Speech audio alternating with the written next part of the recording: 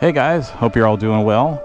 It's been a little while since I've been out on the bike. I really miss this, and I'm very excited to tell you that the 2021 Honda NC750X has finally arrived. Now Honda lists this as an adventure bike, but I think that term might be up to a little bit of interpretation. So let me ask you, what's your idea of an adventure?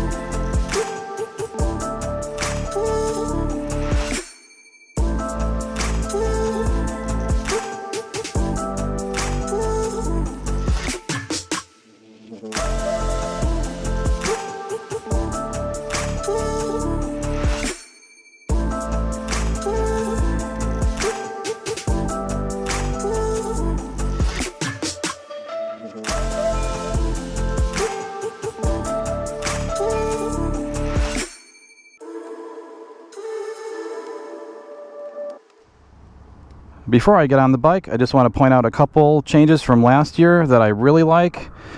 All the lighting is now LED, so look at those turn signals. Those look so much nicer. And full LED headlights. Here's your standard, and then your high beam is down here. Talked a little bit about the storage compartment. This is slightly bigger than last year's model, but one thing to note is that there are no longer slots in here to put a tank bag on, so I'm kind of disappointed to see those go away, but there might be a reasoning for it. I mean, it does look a little bit nicer. So going downward here to the seat, the seat is much better than last year's model. After about 20 minutes riding that, I was really uncomfortable, and the cushioning on it wasn't too great, and it also had a forward slope to it, so you would find yourself getting jammed against this storage area here, and it just wasn't a really comfortable position. I knew that I would have to replace the stock seat if I were to have picked that one up. So this is the DCT version, which is Honda's dual clutch transmission. So there is no clutch lever, there is no shifter peg. So going over the controls, the left hand side, we have the headlight switch, press to pass, the horn button, which Honda always puts in a weird spot. I don't know how many times I've hit this when I was trying to hit the turn signal. But then speaking of, you have your turn signal button. You've got your downshift, which is the minus here, for when you go into manual mode on the transmission. And there's a plus button on the back if you want to go up a gear. You have your hazard lights, your mode button, and your select button for your menu items, which we'll go over in a little bit. And then this big lever right here is your emergency brake. It is set right now, so I don't roll backwards while I'm sitting here. When this bike is off, it automatically switches into neutral. There's nothing you can do about it. If you don't put this brake on, your bike could potentially roll away. To release it, you just press that button and it rolls freely again, but I'm going to put this back on for now. On the right side, we have our engine start stop button, and then we have our drive modes. So basically, N is for neutral, D is for drive, and then the AM switches between auto and manual mode. So turning on the dash here, it's not a TFT, but here we have a clear gear indicator. You have your rev counters, fuel gauge, clock. You've got your speedometer in the middle, and then your ride modes on the side.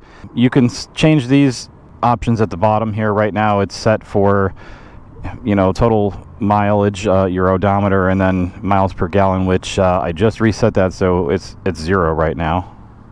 But selecting the mode button will move that little line there so that you can select what you want to change. So let's say we want our trip A or trip B. Today's date, it is June 17th, 2021.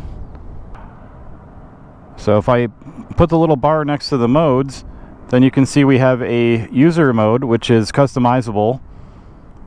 You have rain mode, standard mode, which is what it defaults to every time you turn the bike off and back on again, and then sport mode. So in rain mode, you can see torque control is at its highest level, and then P is for power, EB is for engine braking. You can see those are on the lowest levels. You know, for rain mode, they want to give you the best torque control, but they're going to reduce engine braking and engine power just to prevent slipping. So as you can see, when you move through the modes, standard is pretty much right in the middle. Sport mode gives you maximum power, maximum engine braking, and the least torque control. Now, I'm not going to go over the modes too much in this video. I am going to try each one out and kind of give my thoughts and impressions on it. So there's one other thing I want to show you when you start this up.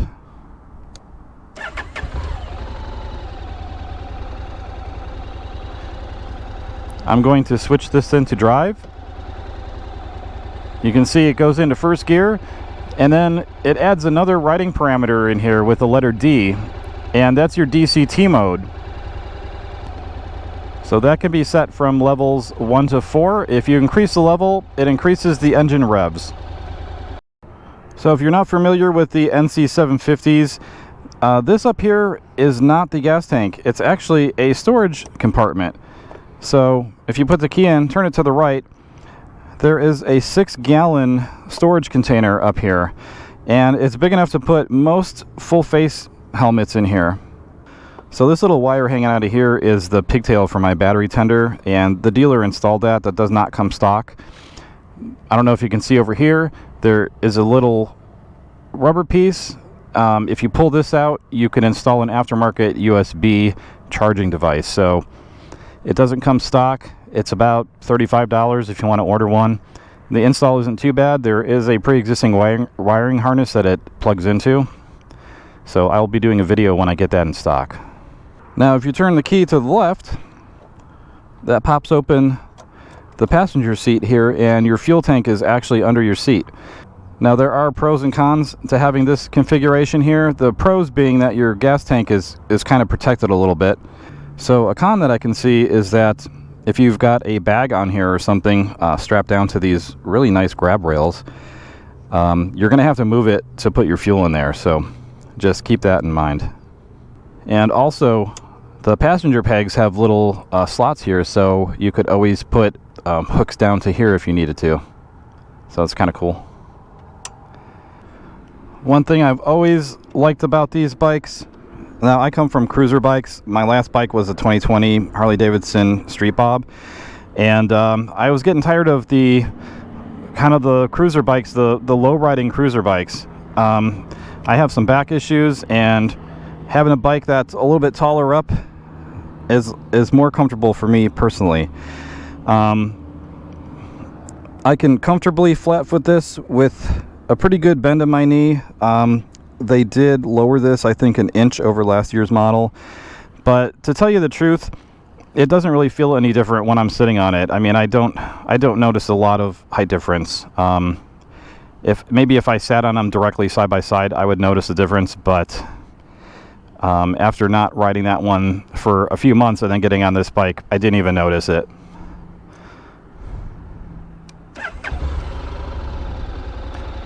So I'm going to start off here, go into my mode, select rain, hit drive, it goes into first gear, and we're off. I just want to try the different rider modes to see if there's any really big noticeable difference.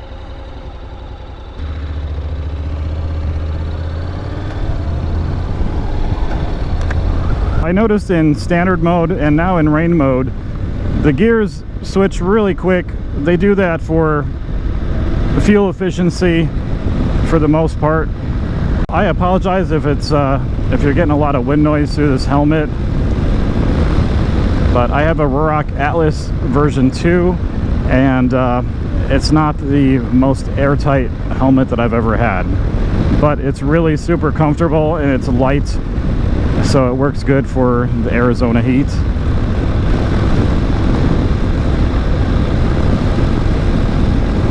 Throttle response seems maybe a little bit softer here, but it's really not that bad.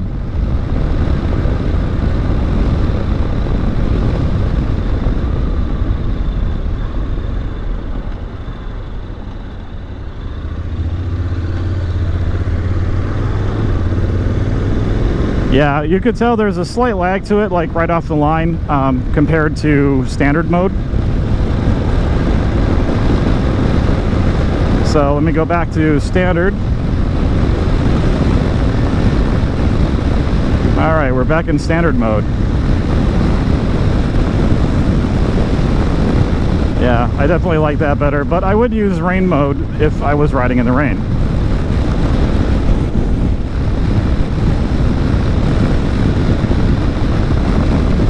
All right, I know a lot of you are interested in sport mode, so let's check that out.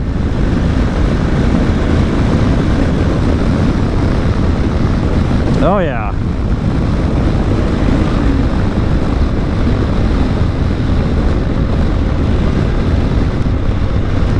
So there is a noticeable difference between rider modes. Some of them are a little bit more subtle than others. Sport mode is definitely the most aggressive, and it holds on to the gears a little bit longer too, so that automatic transmission, it holds on to them so that you get to higher revs before it switches gears. I kind of like that better, because that's kind of how I would shift if I was doing it like full manual. This windscreen does pretty good. I did take this on the freeway yesterday briefly, and it cuts off enough wind to make it tolerable, but if you were going to do longer distance, I would probably recommend getting an adjustable or at least a taller windscreen on here. Mirrors are very good. I've never had a problem with Honda mirrors. These are no exception. You get a really clear picture of what's behind you. Don't get too much of the shoulders in the picture here. Just really good mirrors in general. Let's talk about suspension really quick. I'm 6 feet tall and about 220 pounds, and this thing is really comfortable for me. I have not changed the preload on the back. The front is non-adjustable, but there is a 7-position preload. According to the user manual, I think they said it comes set at number 3. So I tried to get a look at it, but it's pretty deep in there, so I couldn't get a really good look at what number it's currently set on, but it's been really good. Now keep in mind that I haven't attempted to take this off-road or anything like that, and I may never do that on this bike. I don't think it was really designed for that. I think when they say adventure bike, they're talking more about adventure touring, and I know there are going to be those of you out there that would gladly take this off-road, and more power to you. I would probably take this on some fire roads or just some unpaved roads, but I wouldn't go like traditional off-roading with this. But suspension's been really good on the regular streets here. It handles regular street stuff, potholes and cracks in the road and stuff like that with no problem. It's very comfortable. The ride height, the seat comfort, the suspension, even the engine heat, which is a huge issue for me. One of the reasons I traded in my Harley was that riding out here in Arizona, it was really super uncomfortable in the summertime. So I found myself just not riding that much. The engine's all warmed up right now, and you know, I can feel a little bit of heat on my legs, but it's nothing unbearable. Again, you know, this is liquid cooled. It's got a pretty good sized radiator up here, so And it's not a super high powered bike. This is only a 745cc. Just my thoughts and impressions. Really happy with my purchase. I kind of knew it when I took the 2020 model for a ride that I was really going to like this one, and it does not disappoint.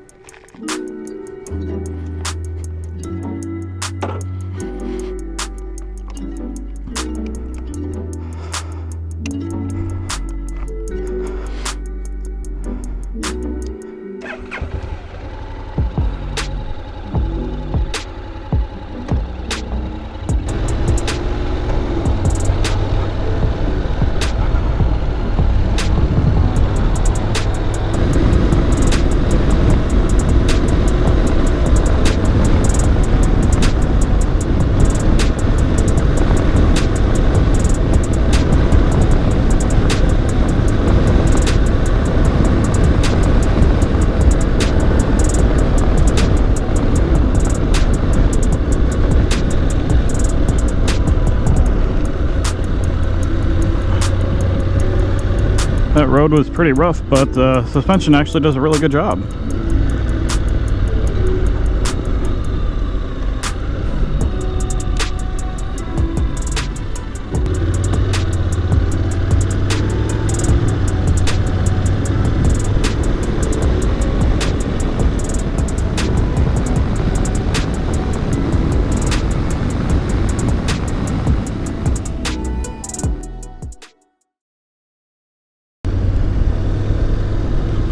All right, I want to take a quick exit here on the freeway.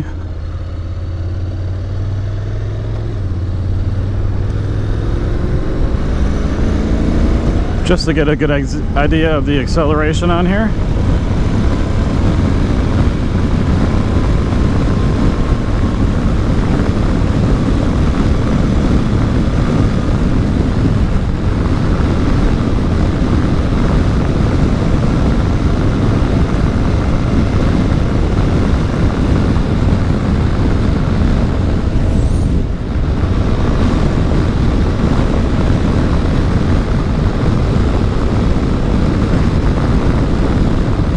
So right now I'm in standard mode, and it got up to speed just fine. No problems with acceleration. Still have pretty good roll-on speed here. It does take a few seconds to give you that extra power, but it's there.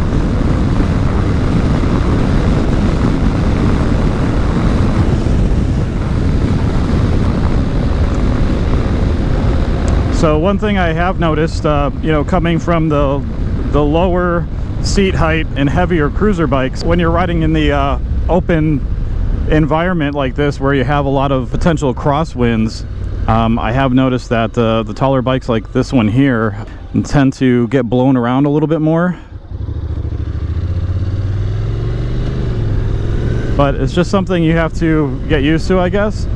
And you know, if you're going to do some longer distance on this bike, you'd probably have it loaded down with a little bit of gear and stuff like that, so it might compensate for a little bit of that lack of weight. I'm really happy with the acceleration on this bike. It's not the quickest bike I've ever been on, for sure.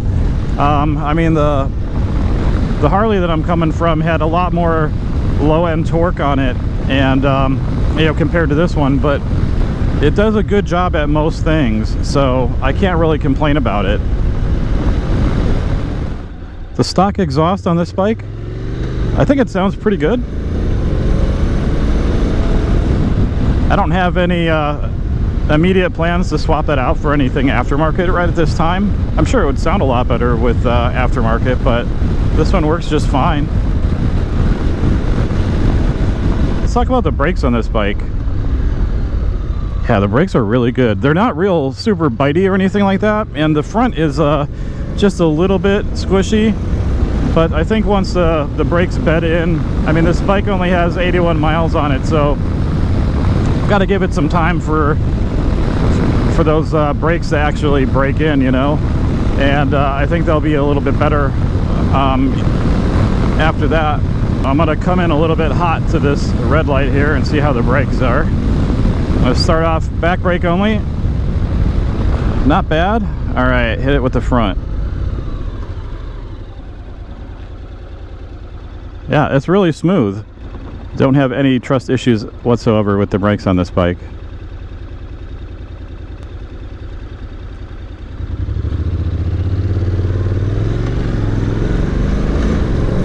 So after trying out the different rider modes, I've pretty much been leaving this thing in standard mode. It's kind of a nice balance in between. You know, it's not as throttle happy as the sport version, so it gives me that extra time to get used to this bike a little bit. The main reason I got this bike was 90% as a commuter bike, and I think it's really good for that purpose. I mean, with the internal storage here, you know, I can throw my lunch and my stuff for work right in this container and not have to bring a backpack with me every day. Especially in the summertime, it's really a pain having to wear one of those things.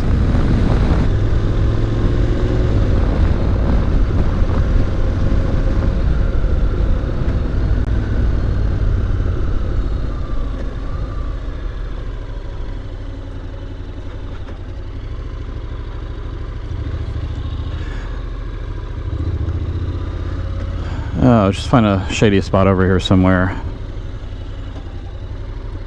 And you know, the lower speed maneuverability of this bike is really good too. It seems like it's got a pretty good low center of gravity.